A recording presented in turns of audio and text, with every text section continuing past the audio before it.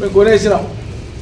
ఇంతకుముందు ఇట్లా గత సంవత్సరం మాట్లాడి ఇట్లే మేమైతే రైతు బంధు అందరికీ వేసినాం, ఎవరికి వచ్చిందో రాలేదో నాకు తెలియదు అనమాట.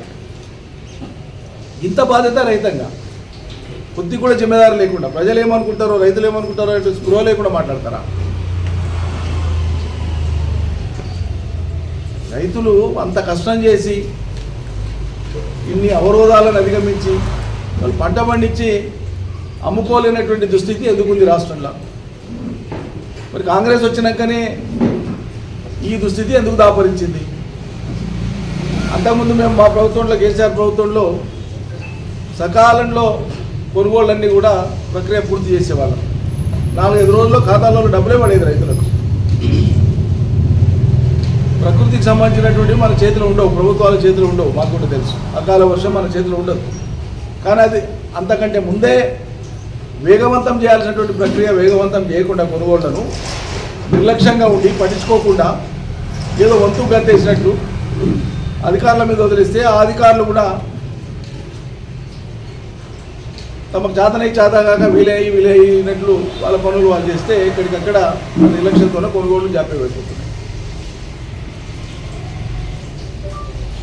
ఈ అకాల వర్షాలు ఇటువంటి వచ్చినప్పుడు కూడా గతంలో మేము మొత్తం తడిసినటువంటి ఆఖరి ధాన్యం గింజను కూడా కొనాలని ఆనాడు కేసీఆర్ ముఖ్యమంత్రి గారు అటు పౌర సరఫరాల శాఖకు కానీ మార్కెటింగ్ శాఖ అధికారులకు కానీ చెప్పి కొనిపించిన రైతు తుట్టిపోవద్దు, రైతు నష్టం పోవద్దు.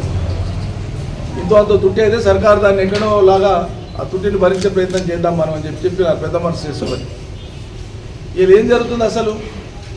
అస్తవ్యస్తం, కొనుగోళ్ళన్నీ అస్తవ్యస్తం, ఓ పెద్ద ప్రహసనం లాగా జరుగుతుంది. దీనికి కారణం ఏంది? నేను గతంలో కూడా చెప్పిన, పోయిన వారం కూడా చెప్పిన. ఏం జరుగుతుంది? ఇది ఒకటి, ప్రభుత్వానికి ఓ స్పష్టమైన ప్రణాళిక లేదు, చిత్తశుద్ధి లేదు. ఎవరు లోతుల్లోకి పోయి దాన్ని విశ్లేషణ చేసి సమస్య మూలాల్లోకి పోయి సమస్య రాకుండా ఉండడం ఎట్లా, వచ్చిన సమస్యను ఎట్లా పరిష్కారం చేద్దామనే చిత్తశుద్ధి ముఖ్యమంత్రికి లేదు, ఆయా జిల్లాల మంత్రులకు పట్టారు. ఎవరు లోతుల్లోకి పోరు, ఎవరి ప్రయోజనాలు వాళ్ళే. ఇప్పుడు 65,42,000 ఎకరాలలో వరి సాగైంది.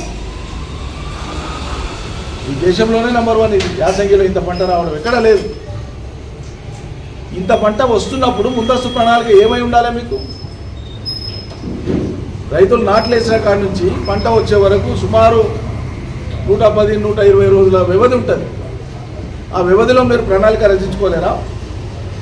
ఈ బారదాని ఏంది, సంచులు ఏంది, ట్రాన్స్పోర్ట్ ఏంది, లారీలు ఏంది, ఈ ప్రక్రియలో ఏం చేసిండ్రు? అత్యంత ఘోరమైనటువంటి నిర్లక్ష్యం, పట్టింపు లేని ధోరణి. ఏ జిల్లాలకు ఆ జిల్లాలకు వదిలేస్తే ఆ జిల్లాలలో ఏం చేసిండ్రు? అధికారులు రాజకీయ నాయకులు కుమ్ముక్కైపోయి ఎమ్మెల్యేలు మంత్రులు పాత్ర పోషించి లారీలు ట్రక్కులు లేనోళ్ళు వాడు ఉన్నాయని దొంగ సర్టిఫికెట్లు పెట్టి కాంట్రాక్ట్ చేస్తాడు, వానికి బండ్లు ఉండవు. ఇక ఇలా జరుగుతున్నది ఎగ్జాక్ట్గా ఇదే. అర్హత లేనటువంటి వాళ్లకు ట్రాన్స్పోర్ట్ టెండర్లు ఇచ్చినటువంటి పాపం వల్లనే ఇలా రైతాంగానికి ఇన్ని కష్టాలు వస్తున్నాయి. ఏ జిల్లాకు ఆ జిల్లాలో ట్రాన్స్పోర్ట్ టెండర్లు అసలు ఎట్లా వచ్చినాయి? ఈ టెండర్లలో పారదర్శకత ఉందా? ఈ టెండర్లలో పూర్తి చేసినటువంటి పత్రాలు నిజమైనవేనా, కరెక్టే ఉన్నాయా? అవి పత్రాలలో చూపించినట్లుగానే కూర్చునే శక్తి ఉందా? ఇవి ఏమైనా వెరిఫై చేసినా ఏం వెరిఫై చేయలే. నేను సివిల్ సప్లైస్ కమిషనర్ గారికి కోరుతా ఉన్నా, ఆయన ఐపీఎస్ ఆఫీసరే, సీనియరే, స్టీఫెన్ రవీంద్ర గారు. ఇలా ఇంత ఘోరంగా కొనుగోళ్లు విఫలం కావడానికి ప్రధాన కారణం ట్రాన్స్పోర్టులో ప్యాడీ అండ్ మేజ్ ట్రాన్స్పోర్ట్కు సంబంధించినటువంటి టెండర్లలో జరిగినటువంటి అవకతవకలు, రాజకీయ ప్రమేయము, అధికార పార్టీ వాళ్ళు తమకే కావాలని చేసుకునేటువంటి ప్రయత్నము. ఒకవేళ అర్హత ఉండి తామే తెచ్చుకునే ఎవరికి అభ్యంతరం లేదు, ఏ పార్టీ తెచ్చుకుని ఎవరైతే, అది ఇష్యూ కాదు. అర్హత లేనటువంటి వాళ్ళు కాంట్రాక్టర్ల అవతారం ఎత్తి వాహనాలు సమకూర్చక ఇవాళ ఈ అవస్థ తీసుకొస్తున్నారు. సకాలంలో సమయానికి లారీలు లేదా డీసీఎంలు ఈ ట్రక్కులు వాళ్ళు పెట్టలేని పరిస్థితి, ఎందుకంటే వాళ్ళతో లేవు. అందుకే శ్రీపతి రవీంద్ర గారు ఇప్పటికైనా మొత్తం సివిల్ సప్లైస్ సంబంధించినటువంటి ఈ మొత్తం ట్రాన్స్పోర్ట్ టెండర్లకు సంబంధించి మీరే లేఖ రాసి విజిలెన్స్ అండ్ ఎన్ఫోర్స్మెంట్కు రాయండి. మీరు చిత్తశుద్ధి గల అధికారిని నేను అనుకుంటున్నా, ప్రజలకు కూడా భావన ఉంది. అదే నిజం అనుకుంటే మీరు తప్పకుండా విజిలెన్స్ అండ్ ఎన్ఫోర్స్మెంట్కి రాయండి. ఉమ్మడి పాలమూరు జిల్లాతో పాటు ఇతర జిల్లాలలో ఎక్కడైతే కొనుగోళ్లలో ఈ ట్రక్కుల సమస్య వస్తూ ఉందో 2, 3, 4 రోజుల మించి ఉండకూడదండి కలంలో. వారాలు, నెల ఎట్లా ఉంటాయి? వాహనాలు రాకుండా ఎట్లుంటాయి?